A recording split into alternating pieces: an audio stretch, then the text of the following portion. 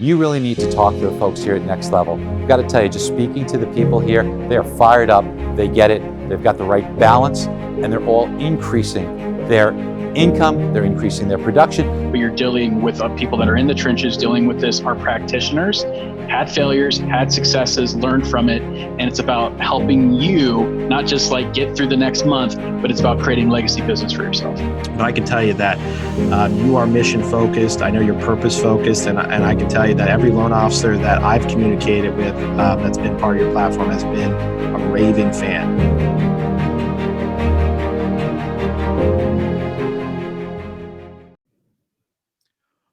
Well, all right. Welcome back to the Next Level Loan Officers podcast. Man, we have got an awesome show for you today.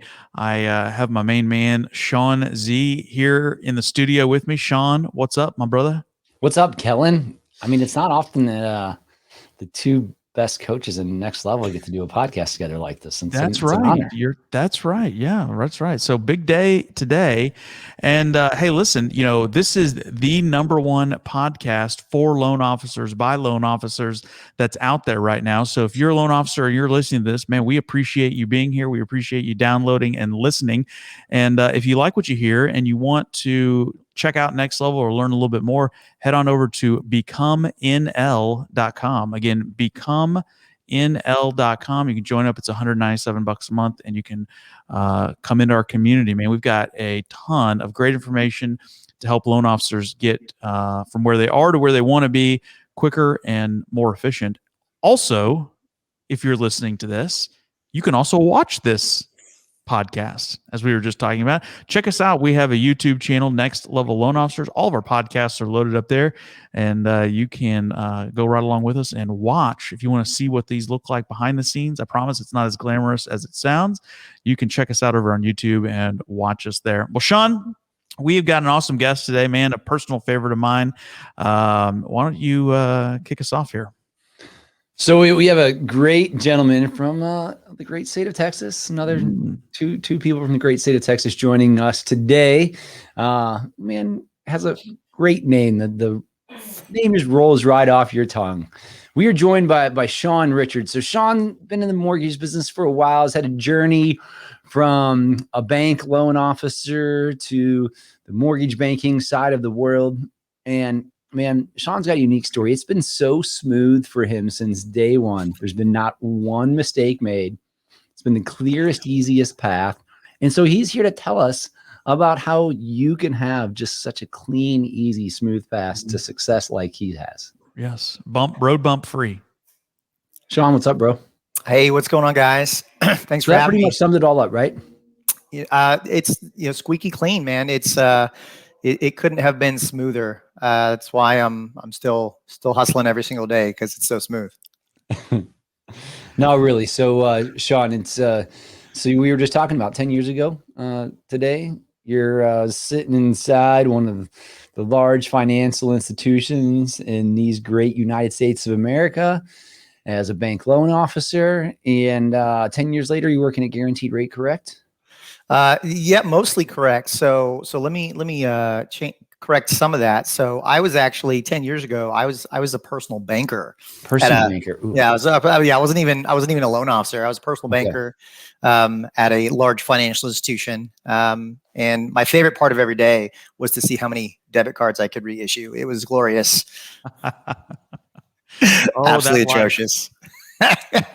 Not about that. So yeah, got out of that real fast. So when did you start in the loan officer career?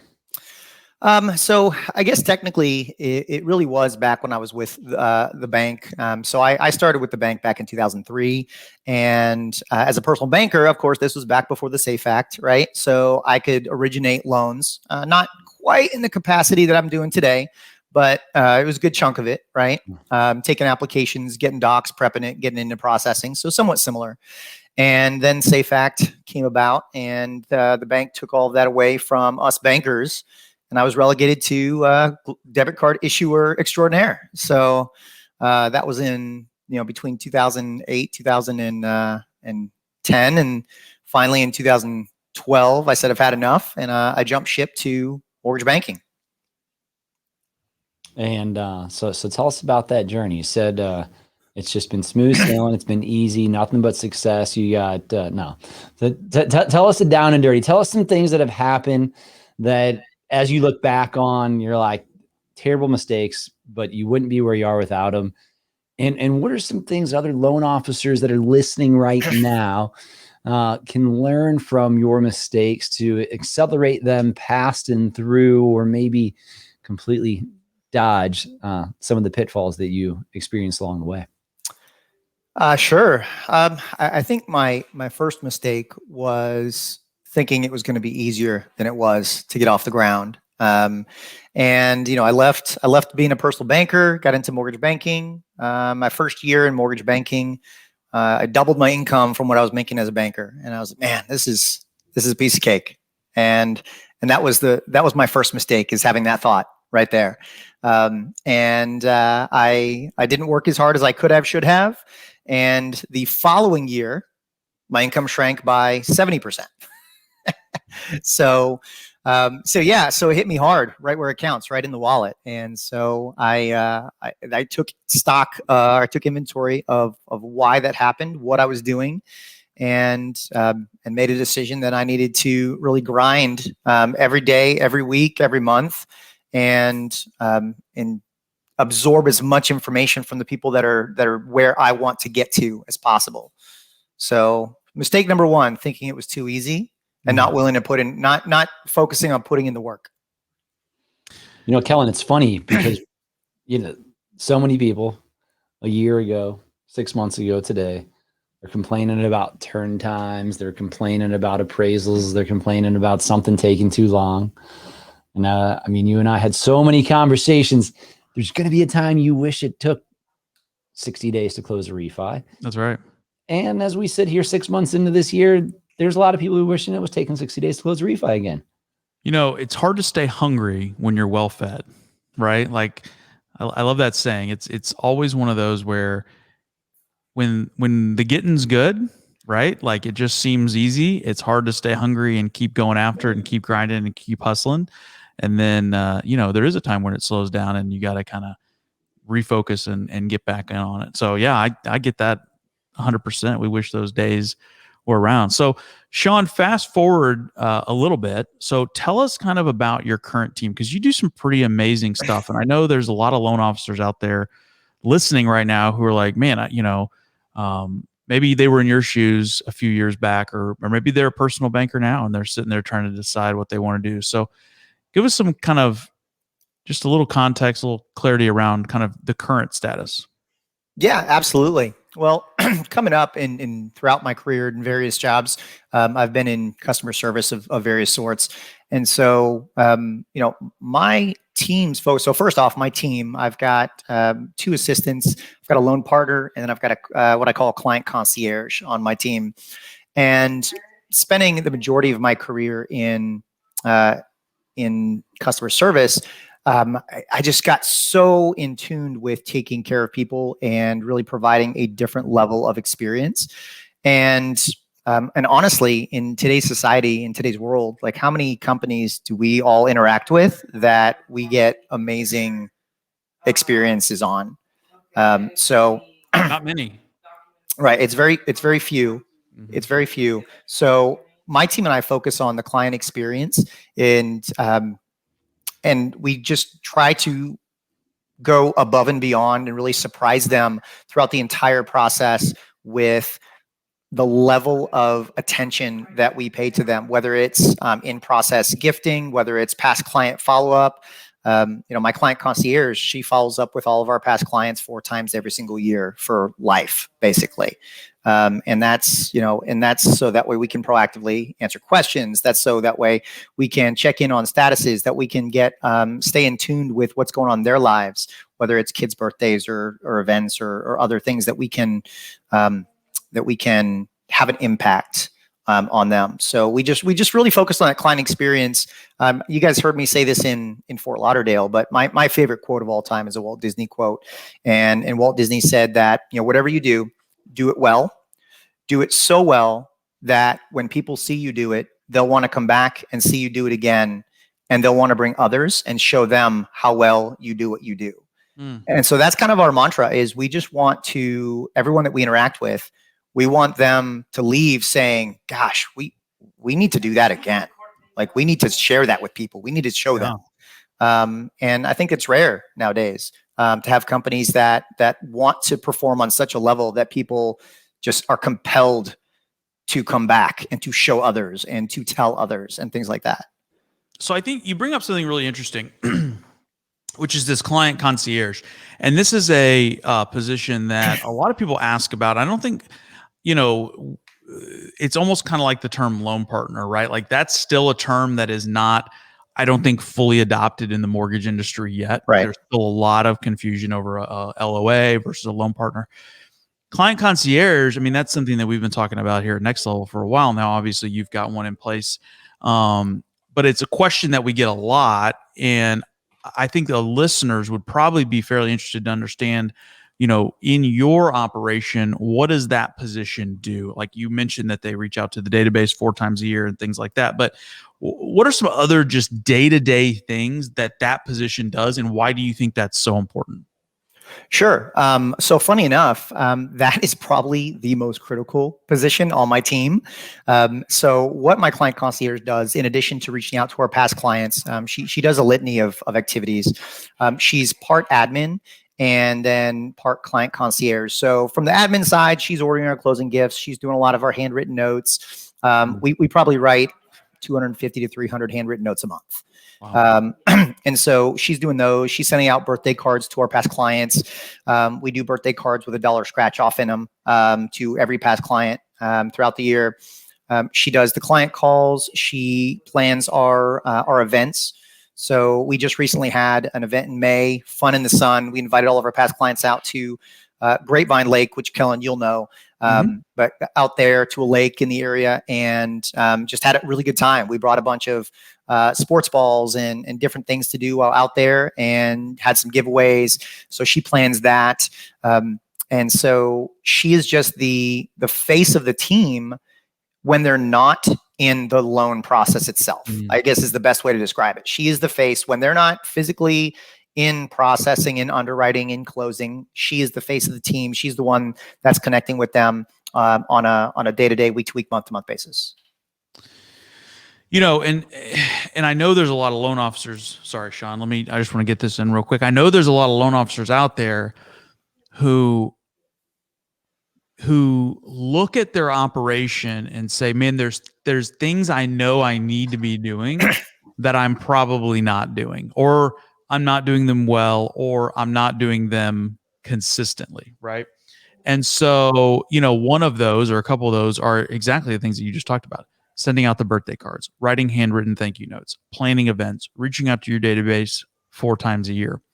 So, man, kudos to you for recognizing that and bringing that position on, understanding what a critical role that is in the operation. Because, we talked to we talked to a ton of LOs who I think that's a huge piece that they're missing. And what ends up happening is they try to do it themselves, right? They know it's important. They try to do it themselves. And so what happens? Well, again, they do it inconsistently, or they end up not doing it at all. Or they do it and it's not a great use of their time. It's not technically probably what we would refer to as a money-making activity. And so they're not spending that time out driving business, going out and finding that next referral partner. They're spending their time handwriting thank you notes, which again, not a terrible use of your time, but to what Sean's done here is brought on a client concierge and lets them do it probably at a much higher level than you would even do it, Sean. With much better handwriting as well. So exactly. And that's the thing too, right? It's like a lot of times people, they don't want to bring people on like that because, well, I don't want to give up control of that, or I don't want to give up, or I don't want to pay for that, that cost. And I would guess that you would say that role probably pays for itself 2 or 3 times over each year based on the referrals and the feedback and the experience that your clients have. To your point, they have a great experience. They tell 1 or 2, 3 family members and 2 neighbors, and now all of a sudden you're getting multiple loans from that deal. Our past client referrals and I can't tell you how many times where she does one of those 4 calls a year and uncovers a refinance need. Like, we don't even market for refinances because there's not a ton of need. We get a lot of refinances from those calls. We get a lot of past client referrals from past clients from those calls that are critical.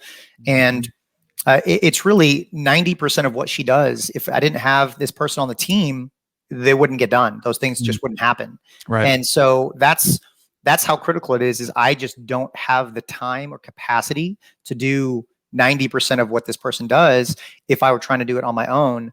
But those tasks, those items, those thank you cards, those birthday cards, those client calls, I personally believe they are critical components of the level of experience that I want to provide. And notice I keep saying, I don't say service, right? A lot of people are like, oh, what separates you from someone else? Oh, I give great service. Awesome. What does that mean? What does that look like? Right? I want to give great service, but honestly, I want to create an exceptional experience is how I tell everybody. I talk to realtors about this all the time. People appreciate good service, but they remember a great experience. And as much as I want to be appreciated, if they don't remember me when they're talking to their neighbor who's looking at buying or refinancing, then we haven't done our job because they're not remembering us at that time of impact. And so that's what we strive to create is a level of experience where they remember us long after the transaction itself. I love that. Sean, what were you going to ask? You had a question?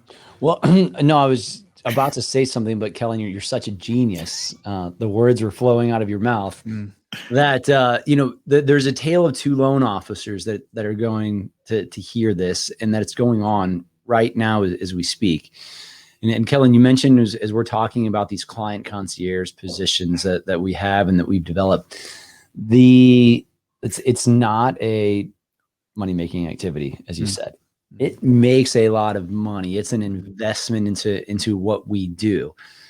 And so as many loan officers thought their plate was going to be as full this year with refis as it was last year, and purchase business is absolutely insane. It's even busier than it was last year, but without the refis, we don't have the amount of loan volume going through.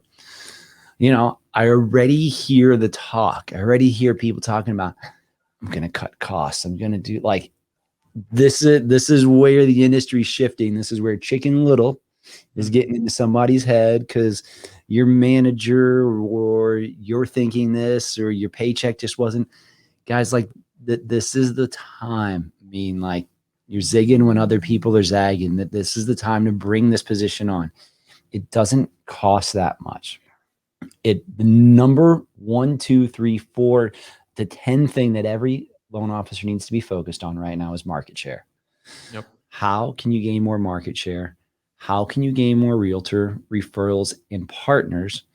So when we don't have as robust of a purchase market, and maybe the refis aren't there in the same manner that even they still are to a big extent right now, what are you going to do? The more people you have that send you business, the more you win, the less it matters if somebody else goes. And so you just have to decide who you want to be and who you are in this business. And you know what? If you made a lot of money last year, invest some of that in yourself now. There's no time like the present. And Sean, it's awesome to hear what you're doing. And these are simple things. These activities are not something that it takes a ton of training to do. You have to have somebody who's a people person who likes talking to people on the phone and has nice handwriting. Sean, I'm just like you. I have somebody else who writes my thank you cards, and people who know me know I have handwriting just like you as well too. And they'll send me pictures, the card, being like, I know you didn't write this. I'm like, I know, but you're still thinking about me and sending me a picture with the card.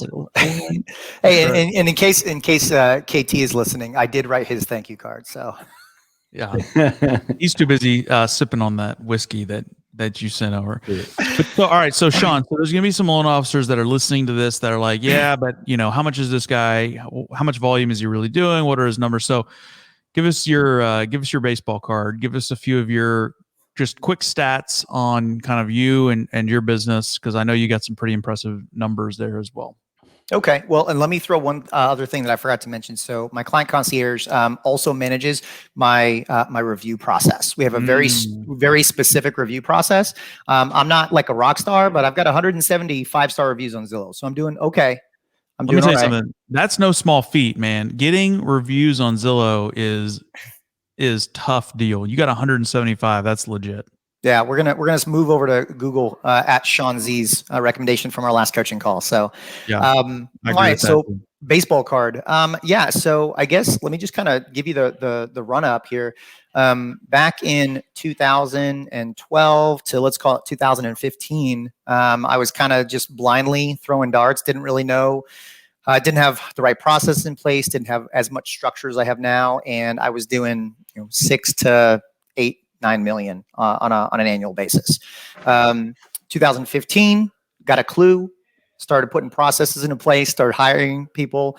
Jumped up to 12-ish million in 2015 and 2016. Got a little bit more information and started keying in on some key activities. 2017 is really kind of where it started to take off for me. We jumped up to 19 million in 2017, hung around in that for a little while.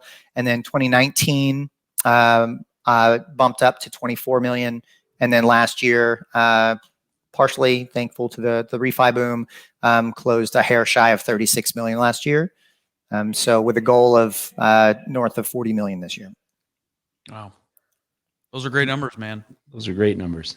I mean, So- there's a lot of loan officers out there listening to this right now that would love to put $40 million in loans in their A lot that would like to in put their pocket. 24 million in loans. That too. Yeah, absolutely. Well, kudos to you, man. So Sean's part of our Next Level Loan Officers Top Producer Huddle group here, an amazing contributor, presented in our Fort Lauderdale event with some really great strategies and stuff that he's been working on, shared it with our group. So, man, we appreciate you. We appreciate Kellen, everything that you bring to the group. Not only, but Sean's a great dude because he won the marketing strategy that we put together, and we gave away a Remarkable, and so he got a few other things with it as well too. But he actually gave that to somebody else, another member who was there and who had reached out and they connected well with, and so that was really cool. First class. It's first class right there. You're a good dude, Sean. Shout out to Rebecca Foote in PA. Yeah. So yeah. That's the beauty of Next Level, right? Like we always say, hey, it's not about us, it's not about the coaches, it's all about the group. And there's some awesome people in there. And Sean, I clearly, Rebecca made an impact to you, and you were able to repay that, which is awesome. So, and I should have known, with all your success, I should have known you were a remarkable guy, like I am. I don't think Sean Z, are you? Oh, Look at that. See? Look at that. We have taken over. If you're listening to this and you're not using a remarkable, man, maybe we should do a class on that. That'd be pretty cool too. All right, gang. Well, that wraps it up here for another episode of the Next Level Loan Officers podcast. Sean Z, thank you very much for co-hosting with me. I appreciate you. Sean, thank you very much for being on today and man, sharing a little bit of your experience and your knowledge. I know there's a lot of loan officers out there that really appreciate those that come on here and offer a little bit of insight and advice, because we were all there once, right? We were all different places along the river, and it's good to hear from somebody who's a little further down. No, absolutely. I appreciate you guys having me. And I'm going to apologize right now if I steal some thunder on this, but hey, everyone listening, get out, go to Scottsdale, go to Arizona Mastermind, be there. I know I personally won't be missing another mastermind unless it's like on my anniversary or something like that. So anyways, yeah. And what were you saying, Sean, off air? You said, even if it's on my anniversary, like just tell my wife too bad. I think you said something like that. I don't remember exactly what it was, but yeah, that's a great point, Sean. So we have announced it. We've got our next Level Loan Officers live event, as well as our mastermind are both in Scottsdale. They start on September 10th. And we're going to roll through that weekend. And so, listen, if you're not in Next Level, my advice to you would be run over to becomenl.com, sign up, and join us, just like Sean did. Join us at our mastermind in Scottsdale. That will be September 11th and 12th. So we hope to see you there. For everybody else here at Next Level, we'll see you on the next one. Thanks, guys. Peace, y'all. Peace.